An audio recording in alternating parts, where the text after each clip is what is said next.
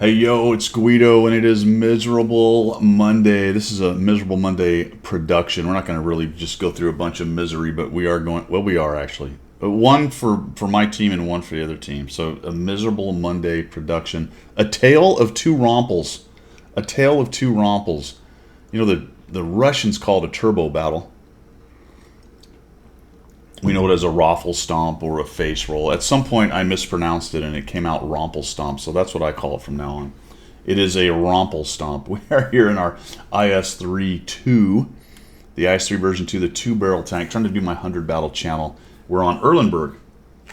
So turbo battles, Rompel stomps, face rolls, raffle stomp, whatever you want to call it. What is it? Well, it's a really fast battle that you just get stomped on, or your team stomps them. 14 to 1, 15 to 1. 15 to 3, things like that, where one team or the other just absolutely gets rolled up and has no chance. And the question on those is a couple things for me. Number one, well, okay, what did you do? Did you get as much out of it as you could, whether you were winning or losing? That's important. The next thing is, how does it happen? What are the signs of this thing? Initially, I look at this and I go, not a bad deployment. There's nothing here that makes me think, hey, we're going to get rolled up. Not necessarily. So I'm going to come around to this corner. We're going to take a look. Now, I can see that the Batchat 25 and the T54 are kind of on that island. And now that I see the Batchat's in the river, so I'm not really... That seems like a strange place. And then down goes the T49. And I can also start to see that there is a bunch of enemy tanks hanging... Oh my gosh, a whole bunch of enemy tanks on one flank. That is one of the signs of a Rompel stomp starting to develop right there. They have a complete over... Oh my gosh, there's even more. Total overmatch. So what am I going to do? I'm going to try to break open this center. We have a good stack down here. I need these guys to push in. We have to finish off a couple of their tier 10s in here to give us a chance to switch and swing over to the other side. You can tell that our east flank, nothing's going on over there. Very bad on the east flank. You know what I'm saying? Very, very bad over on the east flank. So let's see what we can get going here. There we go.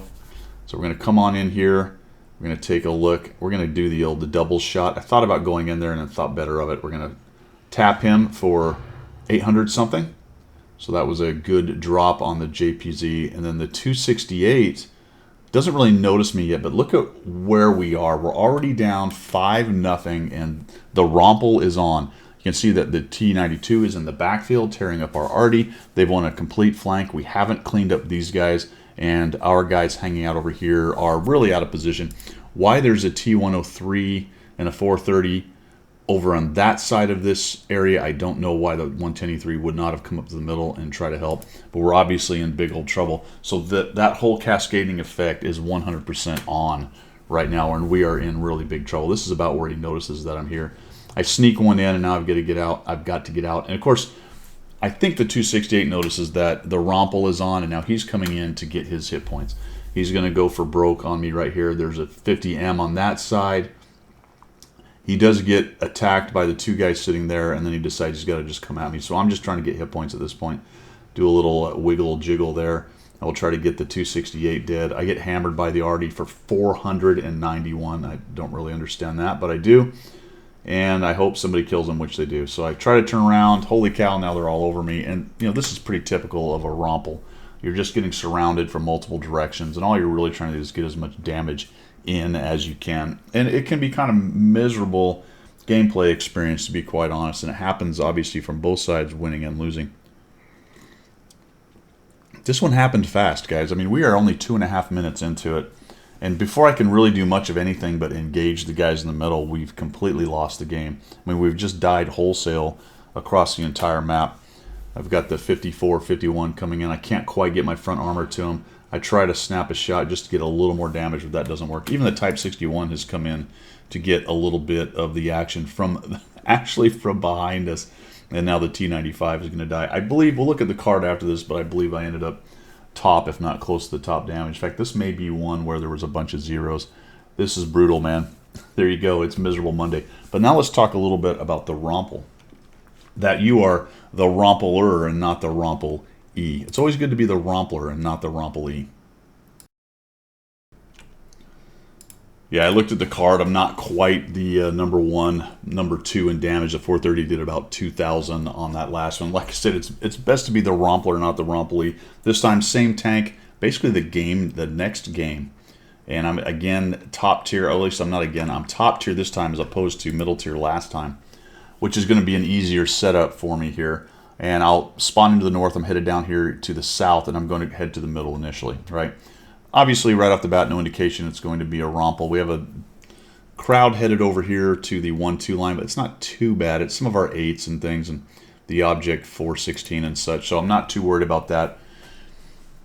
A few more of the mediums over there than I'd really like, to be honest, but let's see what happens. We got a good crowd of our heavier tanks headed up to the top here, and I'm going to go over to the middle and start working on the middle. Like I said, a tale of 2 Romples. So let's watch this and see as it starts to develop. And as I said before, what you do in the Romple has a lot to do with how many hit points you're going to get out of it. A lot of times people complain about those turbo battles, Romple stomps, and say, oh, you know, nothing I can do, stupid team, blah, blah, blah. And that may be true overall in whether you can actually pull a win out of it. Sometimes it's just trying to get as much damage as you can. So we're going to talk about looking for it. Watch me bounce the Comet. That was brutal. So I bounced off the angled Comet turret because he was back angled, but he ends up dying. So oftentimes people complain about it, but they don't really ask themselves, what could I have done to do a little bit better in that match, get a few more hit points. You can see that they've lost 2, but they're smaller tanks, but that's a good start. And oftentimes you can lose a couple tanks early, and then the game starts to turn around because you can look at the deployment and go, that's not great. Well, I look at this deployment and go, okay, it's still okay. I don't see any major advantages for the enemy right here. Not developing right now. Sometimes you rage in there and you kill those 2 tanks, but then within a minute, couple seconds or minute after or so, you're down at 4 tanks because a bunch of your tanks took damage just to get those early too. But I'm already sensing that things are going really well for this team. We've got 3 of them down. In fact, I think on this map, and one of the most telling aspects of what made me feel like this one was going to be pretty easily won was 2 things. Number 1, none of the red team came around into the ramp. See how our Super Hellcat's actually pushed up right there? And anything that tries to come around the corner and get him out is going to get pummeled by these guys. If the red owns this, it's a different story. We're not free to move around in the middle. But look at this. We own the middle. Nobody's threatening us here, and I just found their big stack of tanks. So I'm kind of looking at that going, oh, well, that's very interesting. How about I go over here? Because if we have any trouble, it's over on that side. In fact, the Pershing's going to head over here, and I want to try to shoot him if I can. I miss him. Oh, actually, I did get him. Never mind. I forgot about that. What a fantastic shot by me. So we take the the Pershing out, and now I head over here, and I'm going to meet their strength with our strength. We've already built a 4-tank lead, and now our strength is basically meeting theirs, and I need to get my tier 9 tank over there. Right? The 705, I think, is actually following me as well. So nice move by Determinator on seeing the same thing I'm seeing right there. The 704 and some tier 7s are over here, and that's great. So we'll come back these up. I'd like to preserve the 704's gun for as long as I can. So we'll just come around here. They don't know necessarily that I'm coming, unless they notice from the Pershing being killed and then seeing me move. And I'm just going to side scrape here, so unfortunately the T-29 sees me first. I shoot into the ground. That sucks. It's going to be hard based on that angle, and now we see these guys coming in here, and they think they want some. So we'll go ahead, side scrape out, and put a shot into the 257, or the Defender, sorry. These guys actually had a pretty decent advantage, especially before myself and the 705 showed up. But now it's strength to strength, and they're down 5 tanks. They're in a lot of trouble right here. These guys are not very good. They're just sort of trying to be hold down and hide out. And, I mean, to the extent of they let me back all the way out there and sneak a shot into the lower plate, that little corner of the E75, and neither one of them tries to come out and punish me for it. Pretty amazing. Now, what's also happening, and the Defender does a nice job getting a shot. What's also happening is they're dealing with guys over here hold down, taking shots at them. So I am free, to a large extent, to come out and get these free shots on these guys. Somebody's shooting HE in there. Poor 257 gets absolutely double tapped, and we take him down. He does punish me with a 466 hit point shot, and I'll just lead. And the Romple's on, right, guys? It is 8-0. We have their strength pinned down. The T95 is holding the guys off on the 1-2 line. The two TDs down here, the 8-8 and ISU, are useless. All they can do is try to stop the 1-2 line. They can't flex to anything else, and we are just here gobbling up hit points on these guys. And so when you see this kind of thing going on, get in there and get your hit points, right? If you're the Rompler and not the Rompelee, this is what you need to be doing. So I'll go ahead and take 2 shots into the defender. 705 takes the lead. He hasn't taken any damage. Good on him. 704 is still making it happen. Look at that. We'll just sneak a shot into the lower plate. I would have loved to have reloaded twice to get both barrels going, but I decided to just take out the defender so he doesn't get another shot out, and then we'll come together at the E75. I make kind of a bad shot here. It looks pretty good, and then he just holds downs. It just barely shifts a little bit, and I get into his upper plate for no bounce or for no shot. I'll spit it out, no damage, and I'm just a hair late right there getting that shot, and I'm not going to get any more damage. But 2,929. It's 11-1, and the Romple is just on. I'm trying to use that building to protect myself from any of the TDs that might be on their sniper hill, but guess what? Counting noses, they're all 3 down in the bottom. And we'll just continue to push in here and see if I can get a shot on this ISU, but I can't quite see him. I really don't think with all these guns in the game. And then that little ridge right there lifts up, and I can't get to him there. I'm thinking, all right, let me get this. No. We're just going to go off. Look at us. We're just all kind of jostling for position. We can go down this ramp very carefully, relatively anyway.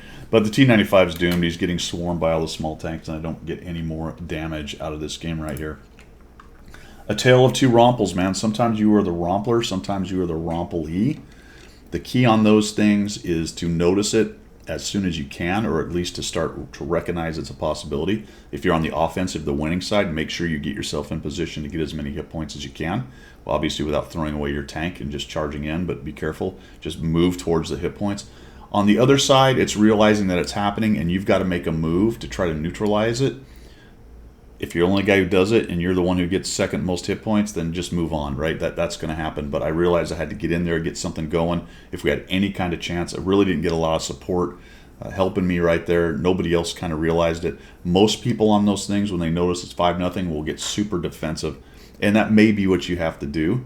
But if you have a local superiority, why not try to break open that flank or that part of the map so that you can then turn and deal with the guys as they come in. And even if it is still a loss, it'll be a slower loss, and it'll be more hit points for you, right? And more experience, faster grind, all the things that come along with doing a little bit better, even if it's one more shot in a battle. Even if it's one, a tale of two Romples. Losing wholesale, winning wholesale, you're still looking for that one more shot that's going to add a little bit of damage, a little bit of credits, a little bit of experience, a little bit of extra to your win 8 / personal rating, whatever it is, 3 marking, yada yada yada. I've talked about that a bit with some of the CCs. The difference between when you get into about I would say around the 2,000, really it's actually from 1,000 to 2,000 area of win 8. Moving up another section is going to be another shot, just one more shot. And then once you get there, figure out how to get one more shot. And you can do that even in the Romple stomps. So do not let your hearts be bothered, all right? Just because you're rompling or getting rompled doesn't mean you can't play your best game and try to knock out that one more shot, get a little bit of more damage. There you go. It is Miserable Monday after all, so we'll see you later today. I am streaming from 4 to 6 p.m. Central. So 16 to 1800 in the afternoon. I guess you don't have to say that when you're doing 16 to 1800. 16 to 1800 on Monday, Central Time. That's all I've got. Have a good Monday. Stay safe, stay healthy, and we will see you this afternoon.